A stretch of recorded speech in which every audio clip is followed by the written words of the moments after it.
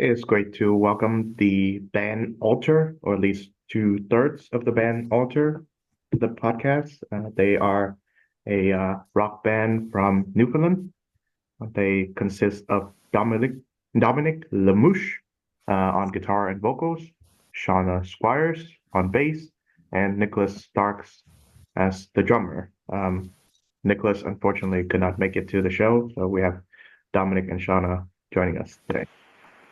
How do you do, you two? We're doing pretty good. I'm good. All right. Yeah.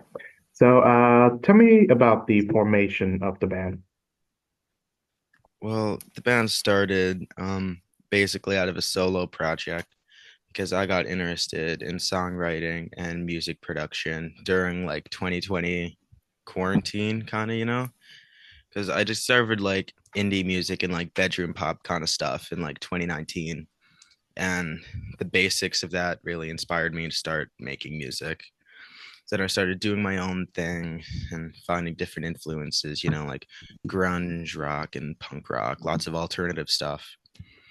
And I just started writing my own songs and producing it all. And it got to a point where I had a full album's worth of material and I put out an album under the band name Alter. That album was called Care, but we since took it down because we feel we could do better. We're probably gonna like re-record this song someday, but yeah, that was put out, and I did a lot of solo, like acoustic kind of shows at my school by myself during lunchtime. And my sister was also, well, Shauna, she was also getting into music at the time and learning guitar. I'd already been playing for a few years at that point, but then, I forced her into bass, because I needed a bass player and I wanted to start a full band. But yeah, she started playing bass and then we jammed for a long time. We couldn't really do a lot of real shows because we didn't have a drummer. And on all the recordings, I would just like do the guitar, vocals, and drums. And then Shauna would like do her bass parts. And it took us a long time to find the drummer, but Nicholas reached out to us. He heard we were looking for us and he was super interested. And we jammed with him and it all just went good. Okay. Nice. Yeah. So, tell me more about Nicholas, since he's not here. Well, I haven't known him for that long. I mean, I haven't known him prior to him joining the band, you know. But he's a really good guy. He's nice to talk to. He's a really hard-hitting drummer, and that's always a good thing to have as a drummer, especially with influences like ours, Yeah. So, why the name Alter? because everything else was taken, and I found it in the thesaurus. And there's other altars, I guess, but like it's really hard to come up with a name that isn't already a band somewhere. I see. Yeah. So, we haven't heard from you yet, Shauna. So tell me about your musical journey. How did you come to learn the bass? Well, I started playing guitar around like 2021, and then about like the end of that year, like within a year of that, Dominic asked me to play bass. I was kind of hesitant at first because I just wanted to play guitar, but then I gave in and I started playing. And then I could join the band around the single Autumn and Overdrive. That was the first song that came out while I was actually like, in the band. It wasn't announced yet, but like I was there. Yes. So how would you describe the music that you're trying to make?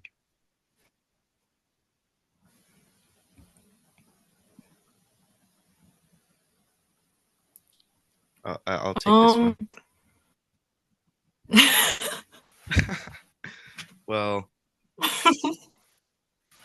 I'd say, well, we have a lot of influences. It's kind of hard to pinpoint like an exact like genre we're trying to be, because obviously we like a lot of like kind of like what you'd call like grunge rock or really just like kind of like punk, like Nirvana kind of stuff. We like a lot of Green Day, but we also like a lot of softer stuff like I don't know, like Elliott Smith, and I know Sean is really into Phoebe Bridgers and stuff like that, kind of folky and acoustic.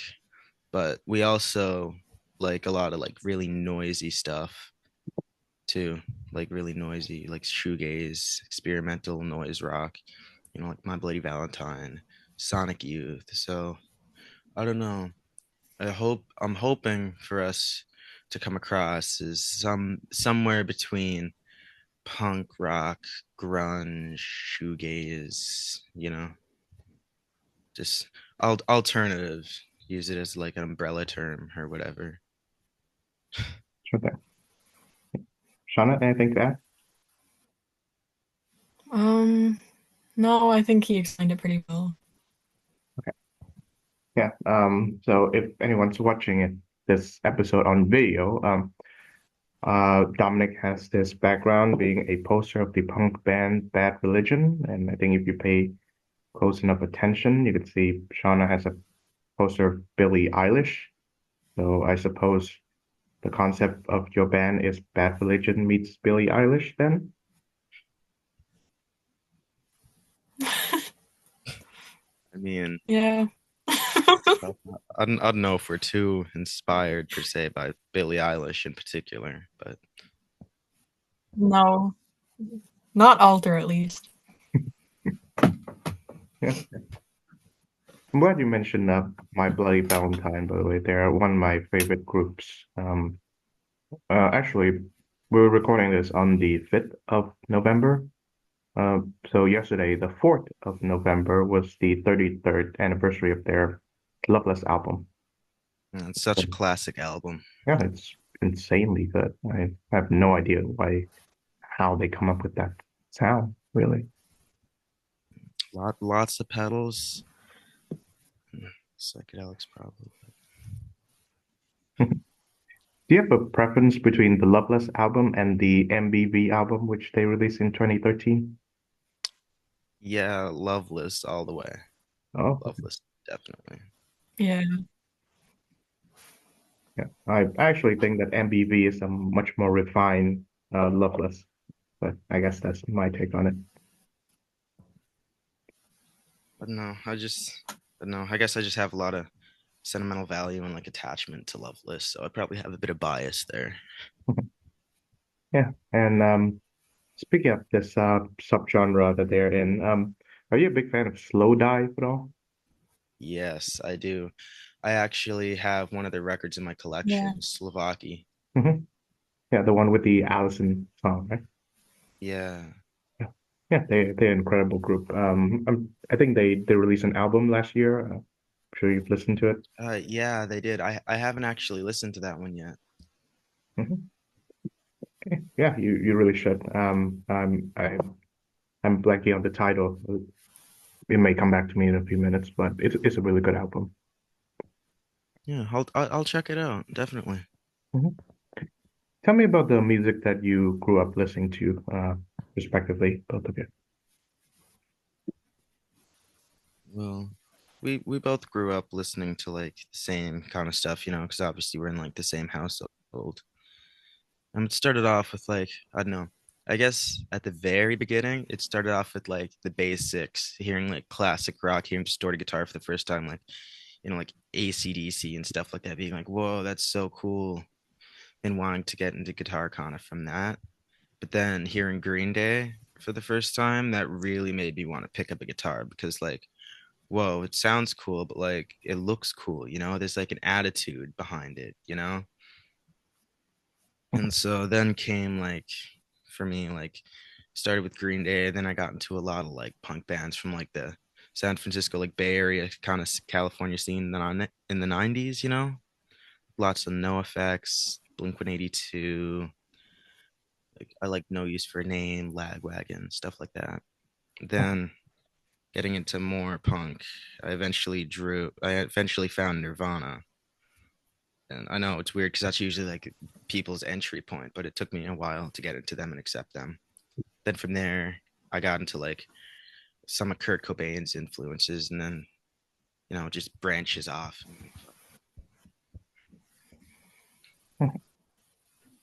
But when I speak about punk rock, that's like mainly for myself. I can't really speak for Shauna's coming up so much, but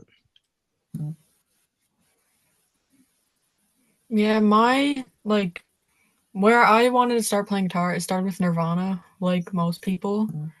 Just like it's not just the music, it was like how angsty it was. It made me realize not all music has to be a certain like attitude. And it made me get into like, a lot of other just different like indie stuff and just folk and just like branched off like Dominic said. Mhm. I see. Yeah. You mentioned growing up in the same household. So are you guys siblings? yes. Oh, I saw that you guys have different last names, so I did pick up on Uh, that. Right. So, yeah, I'm glad you mentioned Nirvana because Kurt Cobain was like influenced by a great variety of alternative college rock acts in the 80s. I'm thinking of guys like REM and Pixies mm, and even Sonic Youth too. But when they blew up in was it 1991 with their Nevermind album, like I think mainstream music just act like they invented alternative rock for some reason. I mean, Nirvana themselves, they would deny that outright.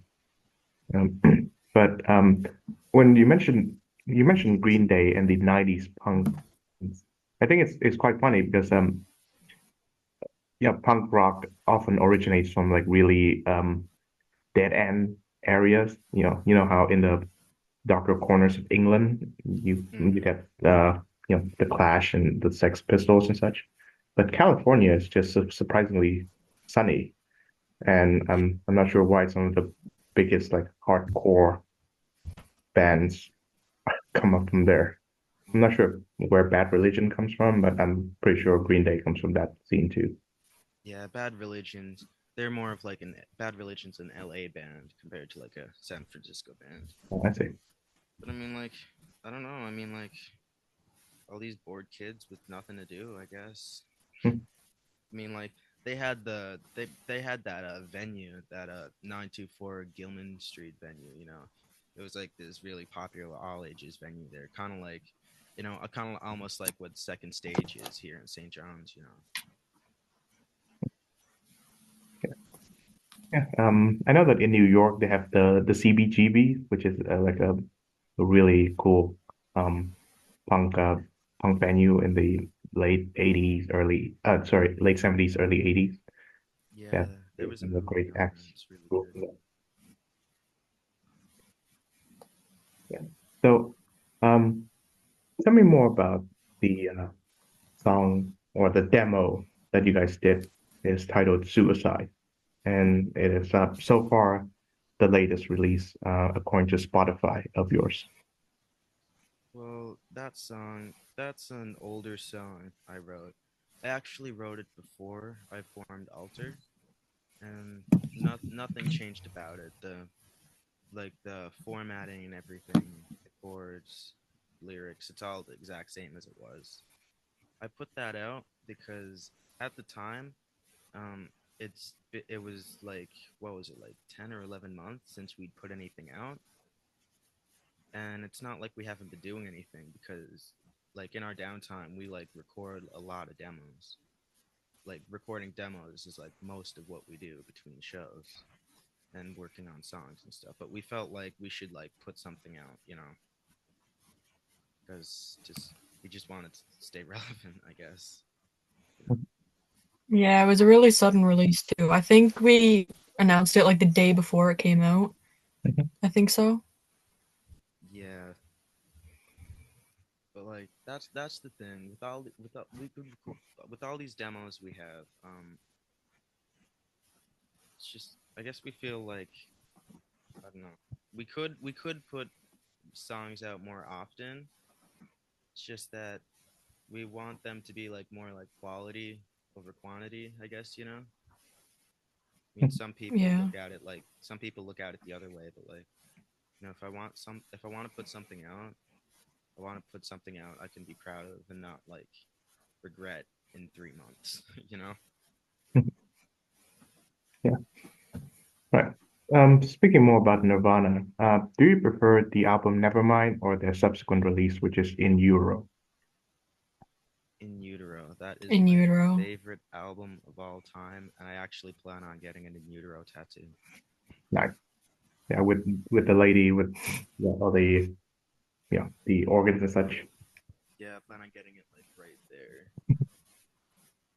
Yeah, I love In Euro too. I think it's a better album than Nevermind, even though both are rock classics and such. It's just so like raw and like primal, Oh yeah, and it was produced by like Steve Albini, Mm. from oh like yeah. Big Black and like I mean, my personal oh, one of my personal favorites, Shellac. hmm Like he worked on like Pixies albums and stuff, and hmm Slint too. oh yeah. You ever hear anything from his other band, Big Black? Right? I think it's called Big Black, right? Yeah, I've heard a little, but I'm a bigger fan of his band Shellac. Hmm Yeah. I know that Albini himself has produced like a ton of albums that I like, and he has a very distinct sound. And the rock world suffered a great loss when he passed away. Yeah, I was really shocked when I heard about that. Hmm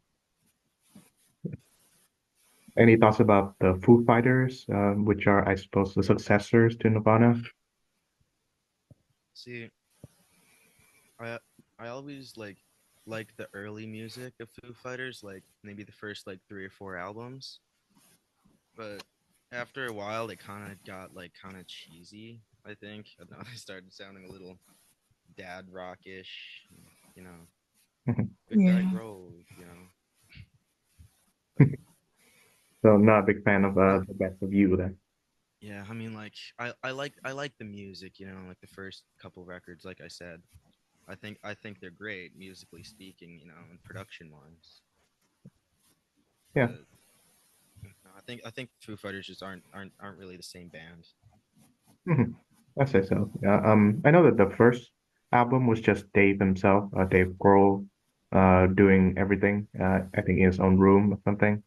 And then Yeah, after a while, they become like an arena rock outfit. yeah, yeah. Hearing the way Dave did the first Foo Fighters record, that was a really big inspiration for me starting this band. Hmm Because on the first album, Care, that we took it down, but I'm pretty sure the single, Care single, is still up on our Bandcamp. But on that, I like did everything myself. hmm Yeah. So, any plans to perhaps re-record or re-release the album?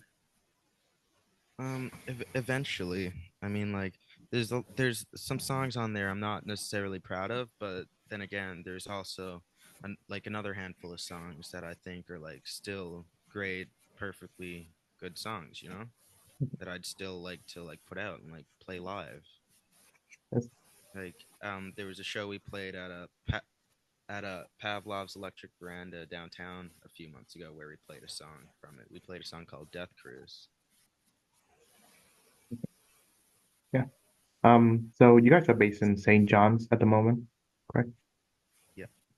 Yeah. I happen to know through doing this show like a bunch of great artists from that area. I think I was introduced to you guys via Becca Bartlett, and Okay. I think and in turn she via also Dom, your girlfriend, Brooklyn Eddie. So Becca got me introduced me to Brooklyn, and then Brooklyn introduced me to you guys. So there's a connection there. Yeah, Becca's a good friend. Mhm. Yeah, she's wonderful too. And she's a great musician. I think her latest singles, if you haven't listened to them already, I think they might be her best so far. I still have yet to listen. Yeah, you wish it. So tell me, Dom, does Brooklyn and you do you guys share the same music taste, or does she have Yeah, some sort of unique yeah, group? we share like a lot of the same music taste. Like we have like a shared record collection, just a shared CD collection. We share Spotify. Listen to the same Oh, nice. playlists. Yeah. Do you prefer listening to vinyls or CDs? I prefer vinyl, but it's like they're not always as convenient as CD. Yeah. But like really, if it came down to it, I'd prefer tape if it wasn't for like the quality, you know. Mhm. Yeah, That I've tapes are just so collectible and like cool. yeah, they certainly do. I have never listened to any music on tape, but I'm currently a CD collector, but I've actually collected vinyls before, but because I had to move, to another country, really, from Canada to my home country of Vietnam, I cannot carry those, and so I asked a friend to basically sell off all of those, all of the records that I have, which were included some pretty good ones too. So that was a great loss. Yeah, I'd imagine. Because I wouldn't be able to part with my record collection. Yeah. Um, so, Shauna, in the case that you do collect vinyl, what is the most expensive record that you have currently right now? Respectively, I'm asking both of you. I don't buy records often, but the last one I bought that was like the most expensive, I think it was Incesticide, Nirvana. Mhm. Yeah, I think that was like a double like LP. I'm not sure. I think it was. I got it a while ago for Christmas. Yeah. Is that their demo tapes, right? Kinda. It's like their compilation album. Oh, I see. Okay. Yeah, it's like a bunch of songs from like the Bleach era and before that they recorded that weren't Right. good enough to go on Bleach. Okay. Yeah, and then put it out like after Nevermind. Oh, I see. So, Dom, are you willing to share what the most expensive record that you have currently? The most expensive record is it's either I think it might be my Slow Dive Souvlaki record. Mhm. Either that or I recently got it was gifted to me, so I don't know if you count it, but there's the band Julie, their newest album, My Anti-Aircraft Friend. Okay. Yeah. Haven't heard of them. How would you describe their sound? Uh, it's like Sonic Youth, more like poppy, melodic, you know. I see. It's like Smashing Pumpkins, Nirvana, Sonic Youth Mhm. Right. with a twist of lemon. Yeah, I remember the most expensive record that I used to own is a used copy of Lou Reed's Metal Machine Music. This one album that he recorded in released in 1975, and it's entirely consists of noise, and I think that might be one of his best albums. Uh, Not my favorite, but certainly one of his best. It's a double record, and I think it cost me like 50 Canadian in order to get it. I go back to the same record store that I got it from, and turns out they had another copy, and that one was 75. So I guess I got it for cheap. Yeah, Yeah. So more on Nirvana, I suppose. Do you enjoy music from Courtney Love?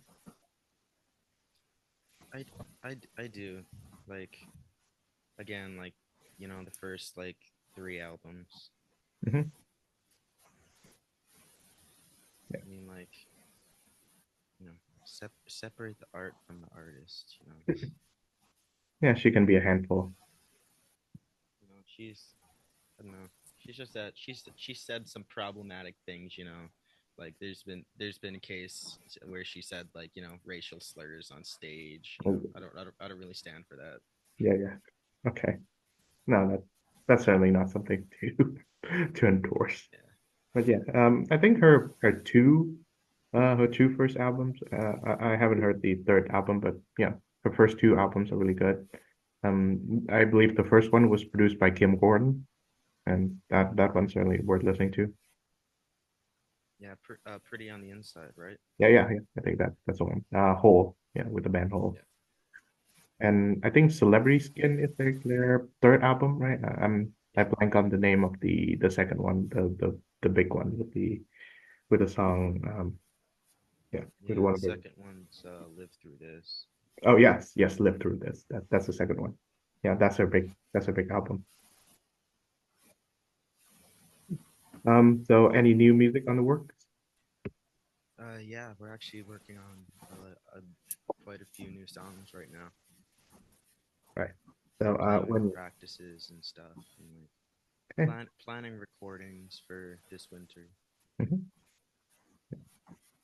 Okay. And can you tell me more about the songs as of this moment? Well, I mean, I like them, Good catchy. enough then. At least I think so. I don't know. I mean, like we've been testing them out at our shows because when we play live, most of the songs we play are actually unreleased. We only play like one or two songs from the actual like catalog you can listen to on Spotify. But I mean, they seem to have like a pretty good reaction, you know. Yeah. Um, yeah, your Spotify page currently has 7 tracks. So I wonder of those songs, which ones are the popular ones? Out of those ones, like definitely Doll. Doll is like our most popular song. Doll Yeah. with Dawson Cynics. Dawson Cynics, he's a really good friend of mine. He plays the band Mantra. All right. Yeah. And it's from your EP titled Currents and Unknowns, released last year in 2013. So you have a full-length EP coming out, or came out. So tell me about the recording of that record. Of the Currents and Unknowns. Yeah. Okay, well, that one was like almost entirely recorded in the music room of my old high school. Hmm. Yeah, because I spent a lot of time in there between like not wanting to associate with people at recess and lunch, you know, because I don't know, high school was pretty hard for me. I didn't really get along with anyone, didn't really fit in. So I just kind of stuck to myself and like, you know, did my thing, my music and stuff. But I'd spend like recess and lunch and I'd stay there after school and stuff, going there whenever I could and just like use like whatever equipment I could. Like they had lots of mixers, different microphones and stuff, and a really good electronic drum kit. And yeah, it was done throughout the spring and it was done, no, it was like the winter. Yeah, the winter of 2023. It was done like pretty like quickly. I mean, like when I record, I try to do a lot of things like kind of first take, but it doesn't work out most of the time. But like sometimes. Well, it's a really good EP in my assessment. Thank you. Yeah. And yeah, certainly hope for more music coming from your end. Yeah. So, assuming that you are still in high school, so how much time do you have left from, yeah, for your high school years? Who, me? Yeah, I'm both of you. in,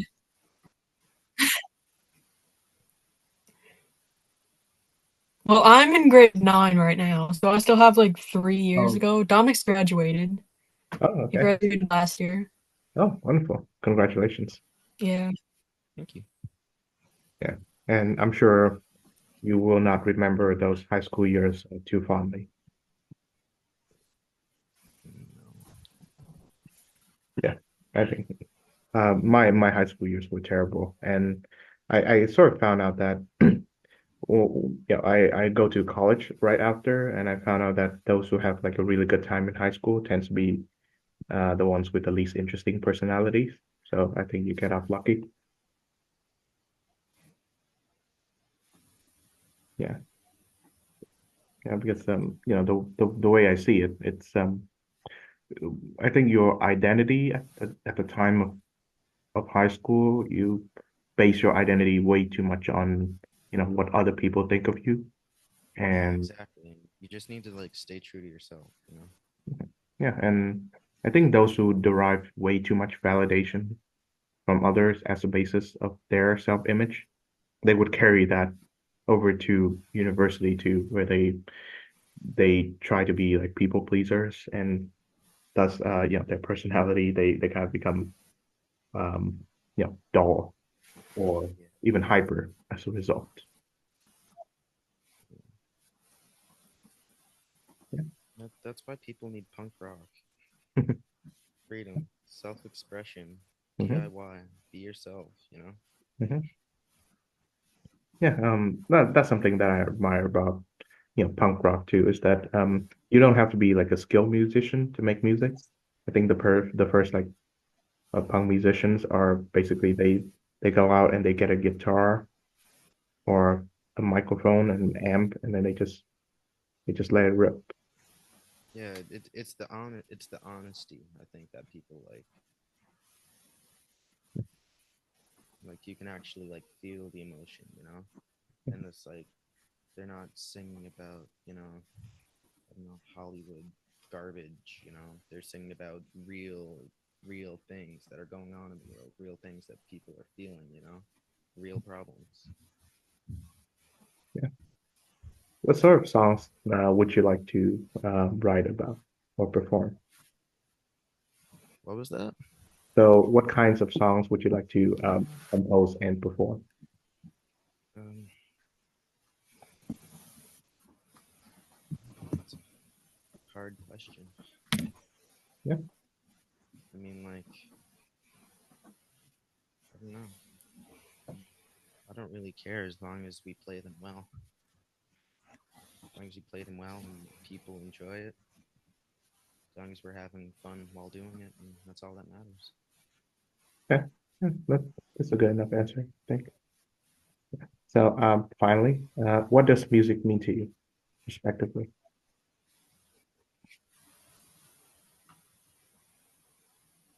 Music means music means freedom, means freedom, uh, the ability to just like do what I want, talk about what I want to talk about, feel what I want to feel, you know, be who I want to be, you know. Mhm. It's like it's an art form, you know, as you know, and like I've never been very good with drawing or painting and stuff, although I really wish I was because I'm really into that kind of stuff. But like, I don't know, music is like it's like a way to do that without being particularly skilled at that sort of thing. Just like music is a I don't know, music is a tool, just like another form of communication, you know, like talking or sign language, I guess, you know.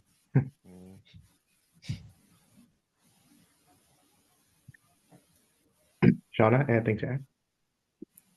For me, music is just like a way to express yourself, and the people that want to understand it or want to like it will, and the people that won't. Like they can just find their own thing. But I feel like no matter what the music is or what the art is, there's always someone to like it and understand and just relate to it.